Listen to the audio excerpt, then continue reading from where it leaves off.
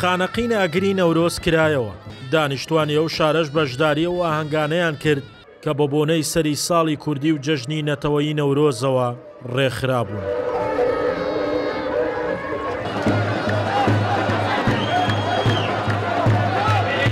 نەورۆز پیرۆز بێت لە هەموو لایەک، پیرۆز بێت لە خەڵکی تێکۆشەری خانەقین، پیرۆز بێت لە تاک بە تاکی خەڵکی کوردستان لە هەر چوار پارچەی کوردستان. ئێوارەی ئەمڕۆ بە هاوڕێتی کۆمەڵێک لە هەواڵانم و بە سەرپەرشتی قایمقامەتی قەزای خانەقین یادی نەورۆزمان ئەمڕۆ لە خانەقین کردەوە. یادێکی پڕجۆش و خرۆش، یادێکی جوان، یادێکە کچان و کوڕانی خانەقین، ژنان و پیاوانی خانەقین ئامادەیەکی باشیان هەبوو. پیرۆز لە هەموو تاکێکی کورد لە هەر پارچەیەکی کوردستان ئێرە خانەقینە و خانەقین دڵی کوردستانە.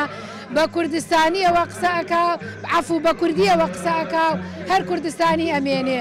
هیوادارم چۆن ئەمڕۆ نەورۆز هەموو لایەنە سیاسەکانی لە خۆی کۆ کردوتەوە، دوێنێ کەرکووک هەموو فراکسیۆنە کوردیەکانی لە پەرلەمان لە خۆی کۆ کردەوە، هەموو لایەنە فراکسیۆنە کوردیەکان یەکدەنگ بن، یەکسەنگ بن لە پێناوی مافی ملەتەکەمان.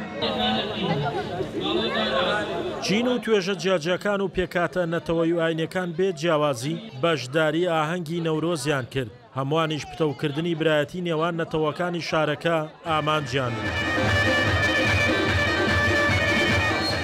پیرۆزبایی خۆم ڕاگەێنم بۆ هەموو شاری خانەقین و شارۆژەکانی کوردستان بە تایبەت خانەقین و خەڵکی خانەقین و داواکارم لە هەموو لاینەکانی خانەقین و خەڵکی خانەقین یەکدەنگ بن، یەکڕەنگ بن بۆ بەرامبەری دژ بە کورد بێزین و یەکدەنگ بین بۆ ئاشتی شارەکانمان، یەکدەنگ بین بەرامبەر ڕژێمی بەعسی تازە تاکو بتوانین ناوچە دابڕاوەکان بگەینە هەرێمی کوردستان. پڕوە دڵ پیرۆزبایی لە خەڵک خانەقین و شەرەف کەیمن کە ساڵ وە ساڵ هەستی نەتەوایەتیان بەرزتر و خۆڕاگرتر بوون. پڕوە ئینشەڵڵا هەدایم لە هەر لە خۆشیە بوون.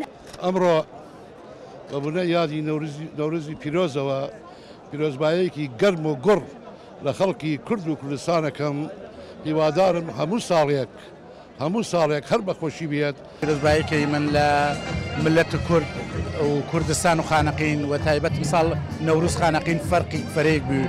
نەوروز مثال فەرە نەوروزی خۆش بوو. ئینشاڵڵا میدەواری من گشت ساڵێک بە خۆشی و سەربەرزی بڕۆم. هیوادارم لە هەموو لایەنە سیاسیەکان چۆن خانەقین بە کورد و عەرەب و تورکمان یەکدەنگن، داواکارین لە لایەنە سیاسیەکان ئەو کێشە و گرفتانە بۆمان جێبەجێ بکەن تاکو خانەقین بمێنیە کوردستانی.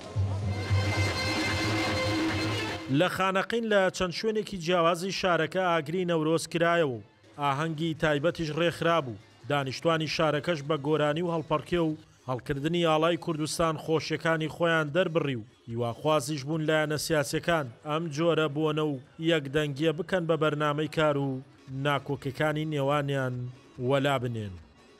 شاخەوان محەممەد، کورسات نیوز، خانەقین.